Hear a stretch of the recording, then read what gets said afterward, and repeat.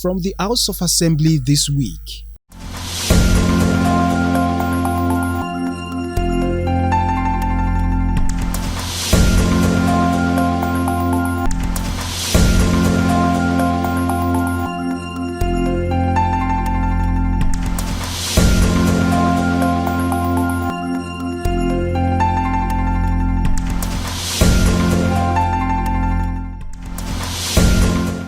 Ogun Assembly Service Commission Speaker Elemide commends Governor Abiodun for appointing experienced hands.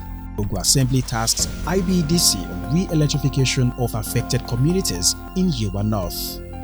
Ogun Assembly Committee commends Abeokuta North Local Government Council on people-oriented projects. These and many more will come to your viewing pleasure in the course of the program.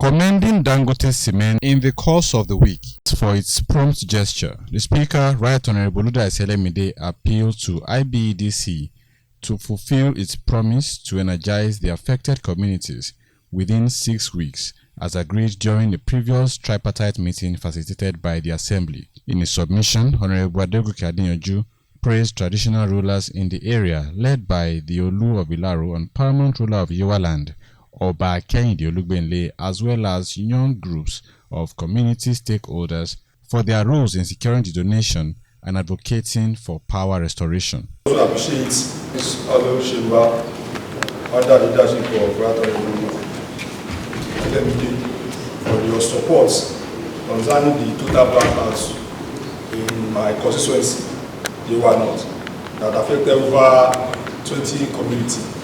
Because from this house, we invited the Dangote PLC and the IBDs. We have done this since last year. And last time they came here, we all agreed that they should provide all those electrical equipment that was the blackout. I want to tell this house that they have delivered this equipment, which is over 50 million naira. They have delivered it to us. And also to appreciate our KBC in that community. I want to use Olubele Department as a point of contact because they stood by us, Aboro, Ibishi, Aboro, Igoro, Abepa, Joga, and Olu of Nashai, and other affected Oba. They stood by us. We all went there to receive these equipment. We appreciate them. I also thank the National Youth for standing by us, and also the regular stakeholders. But Dangote has done their own, we appreciate the Dangote PLC. And when we write our agreement then, the IBD said they the one that give us the equipment, the items, and when they deliver it, under 6 weeks, that issue of blackout will be stopped. And now we have handed over to them. Over a week now, we are still expecting them. But when I contacted them this morning, they said the contractor will come and check. So I want to also implore this house to help us charge them. The Badabis and some brother, they should do the needful as a matter of urgency, because the youth, I said, after the 6 weeks, they agreed that if they're going to drop this thing, there won't be any blackouts. If this lapse and nothing will be done, there will be protests. So the IBDC to do their part, because they are going to get money from this. After that, go to and bought the material over 50 million naira. We also it. So I want us to please employ the IBDC by Anota to do the needful. Thank you very much, sir. You will recall that we invited Dangote. We told them they were not environment friendly. And we told them why should what is their CSR, corporate social responsibility, and and they gave us their words. So for them to have come and delivered those materials, I will give kudos to this honorable house, and I will appreciate Dangote as well. So this is Ogun State. I maintain it. This is Ogun State. But at the same time, IBEC, you have to write a letter to IBEC as a follow-up. They promised us that as soon as those equipments are delivered, they will come and energize. So let us write a formal letter to them from this honorable house, telling them all those things have been settled, and we expect them to do their own bit, play their own part, exercise their own role before the expiration of festive tweets. And I will implore all our youths to please be calm. They should not take the law into their hands. We have started it, and it has started yielding results. So they should not spoil the show. They should be patient enough for the reticulation of the materials. Also at the plenary, the Speaker directed the House Committee on Works and Infrastructure to liaise with the State Ministry of Works to address the condition of Imodimoson Road. This followed a personal explanation by Honorable Olusegun Odunuga, who highlighted the need for road rehabilitation in his constituency. I stand to represent the good people of Agoro who were Napoli. Now I'm going to once more. I would have loved to route my grievances through petition, but for you to have given us a free space to ask for personalized permission, because I have said this in our executive meeting, since there is an open carrier of your phone. The last time I was here, standing before you, asking for the enumeration and the calculations they came to do in my term, that is Imodimoson. On Imodimoson. On that road that I came in, I stood before you the last time, and you did give a directive that the Ministry of Works should have a meeting with us. And since then, so I want to use this opportunity again to call on your good self and use your good instruments to call on these people. I need to know what exactly is happening, because if you come to our place and come and do an enumeration of the project, that means it has been captured one way or the other. So as chairman and committee members, do the needful. Thank you.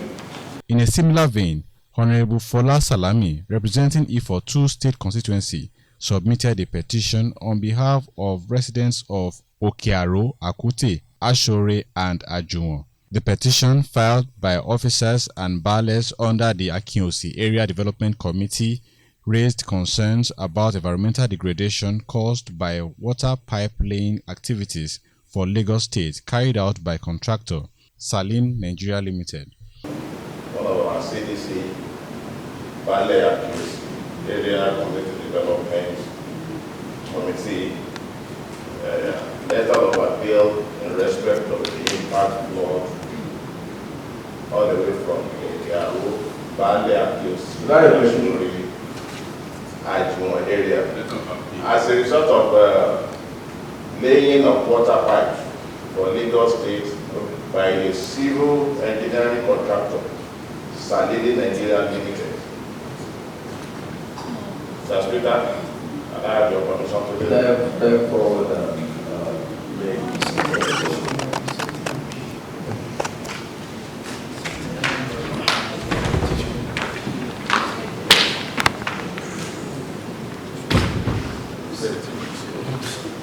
Meanwhile, the House observed a minute's silence in honor of late Oniko of Ikoilaje, Idiroko, Oba John Olakunle Ojo, who passed on at the age of 82. The tribute followed a presentation by Honorable Adebisi Oyedele, representing Ipokia Idiroko constituency. Mr. Speaker, distinguished colleague, it is with a heavy heart that I stand before you this day not only as a representative of the good people of Ogtv State Constituency, but also as the Okolomo of the Ogtv land, to announce the demise of our revered royal father, Oba John Olakunle Ojo, who passed on to glory on May 24th, 2025. Mr. Speaker, distinguished members of this Alu Chamber, I want to say to you that the demise of this royal father is indeed a personal loss to me, as Oba John Olakunle Ojo has been a pillar of support, not only to my ambition, but to my person from my infant's age. Mr. Speaker, Kabiyesi, to the glory of God, spent almost 5 decades on the throne of his father.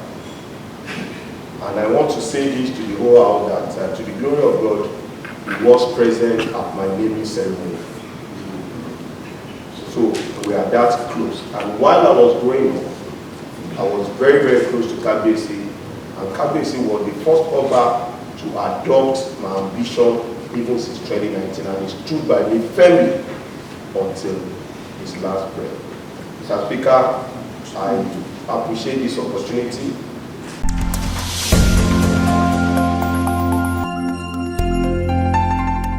Welcoming the chairman and members of the House of Assembly Service Commission. In the week under review, Speaker Right Honorable Oluda Esi-Elemide, accompanied by fellow lawmakers, praised the governor's choice of appointees. He described the appointment as a reflection of the administration's commitment to the growth of the legislative arm and overall development of the state. I appreciate His Excellency for giving us good and experienced hands,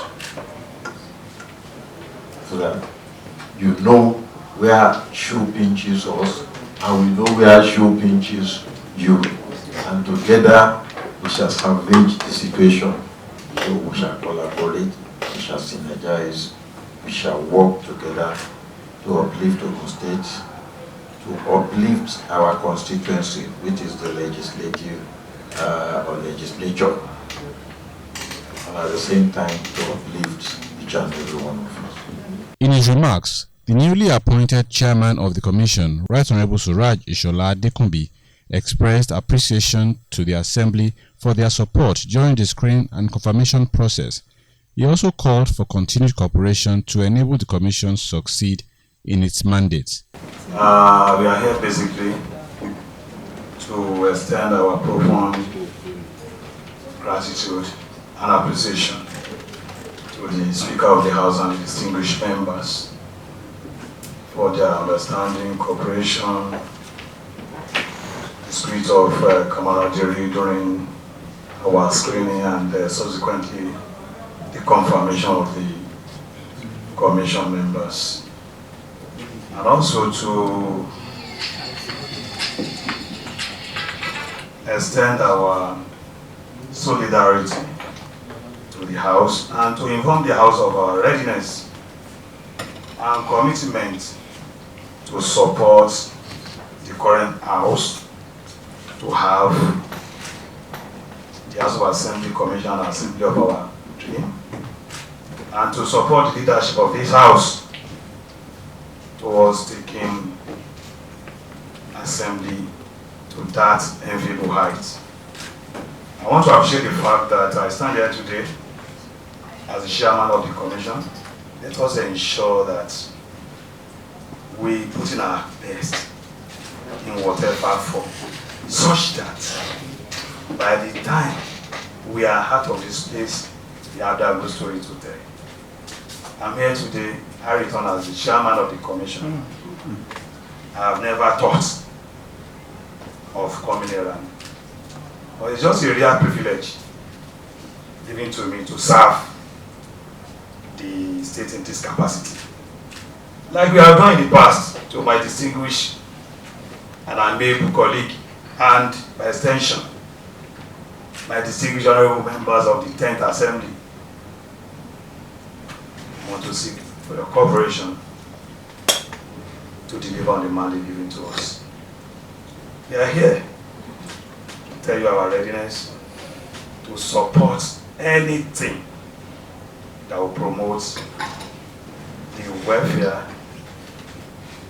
the career of our distinguished civil servants in the House of Assembly.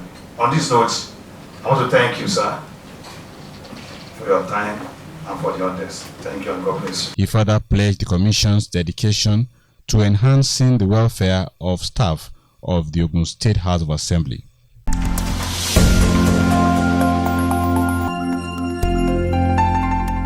During the visit, the chairman of the House Committee on Local Government and Chieftaincy Affairs, Honorable Jemili Akingbade, lauded the performance of the Abeokuta North Council chairman, Honorable Lanre Oyegbola Sodipo. He specifically applauded the proper documentation and successful execution of low and medium cost housing projects by the council, describing them as in line with Governor Dapo Abiodun's Ishaya agenda.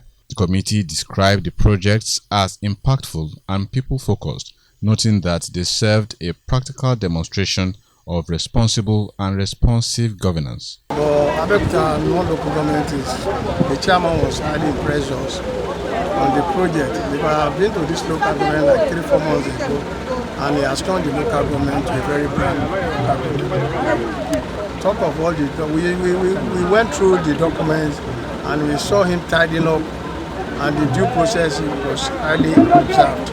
The lawmakers also emphasized the need to ensure equitable distribution of developmental projects across all communities and wards within the local government area. They also called for improved engagement to ensure efficient service delivery. Responding, Council Chairman Honorable Lanre Oyegbola Sodipo reaffirmed his administration's unwavering commitment to the Ishaya mantra. He pledged to extend developmental initiatives across the council's 4 communities and 16 wards, while prioritizing staff welfare to boost performance. And try to draw the legacies of His Excellency to the government. And I believe that's what we've tried to do. We're not doing anything out of it. We just take every pillar of the Ishaya blueprint and we look at each of the pillars and try to ensure that we are executing along those lines and ensure that this is cutting across, the 16 wards that we have and the 4 communities that make up our community. The oversight visit is part of the Assembly's ongoing assessment tour of all local government areas in the state to ensure accountability and grassroots development.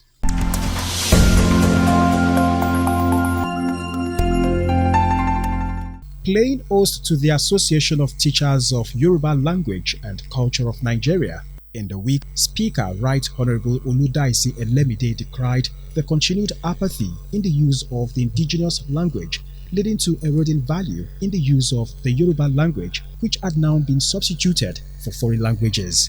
He reassured that the State House of Assembly had been at the forefront of promoting Yoruba cultural heritage, including the use of mother tongue as part of its official language during plenary and other legislative activities. Láti bẹ̀rẹ̀ ó kí ká la fẹ́ máa kọ́ Yorùbá ṣé ètò ìṣirò ìwé wo la máa fi kọ́ ní Yorùbá ètò ìṣirò owó àkáǹtì àbí kí wọ́n pè ìwé wo la fi máa kọ́ ní Yorùbá ìjọba wo ló máa ṣagbátẹrù tó máa sponsor àwọn èèyàn láti kọ́ ìwé yìí ọ̀nà yẹn sì jìn ó kọjá sísọ nìkan. Contributing, the Deputy Speaker Bolanle Ajayi sought the need for the association to partner with relevant stakeholders in the educational sector to review educational curriculum to be taught with indigenous language, noting that such would aid the promotion and preservation of the mother tongue amongst students. But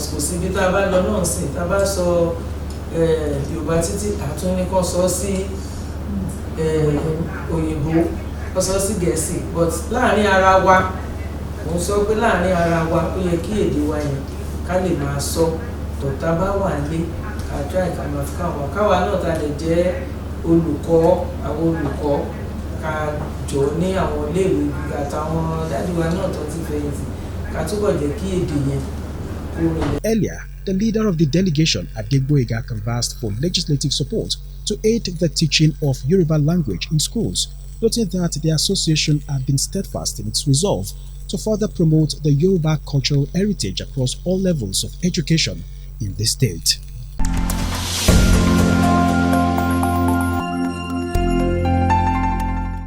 In continuation of the oversight visits to all local government councils in Ogun State embarked upon by the Committee on Local Government and Chieftaincy Affairs, it was the turn of Yewa South Local Government Council to receive the delegation.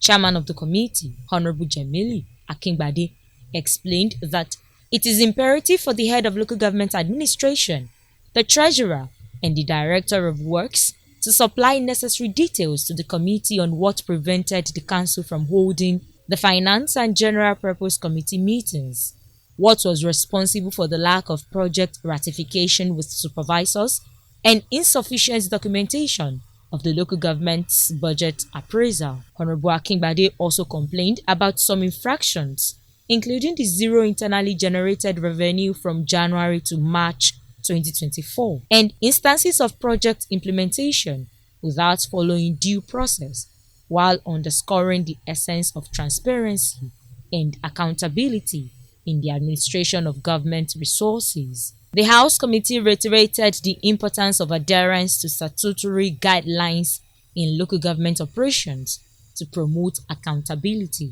In his response, the chairman of Yewa South Local Government, Mr. Abraham Babatunde Ogunshola, appreciated the committee's oversight function and pledged to address the issues raised to foster a more transparent and inclusive administration.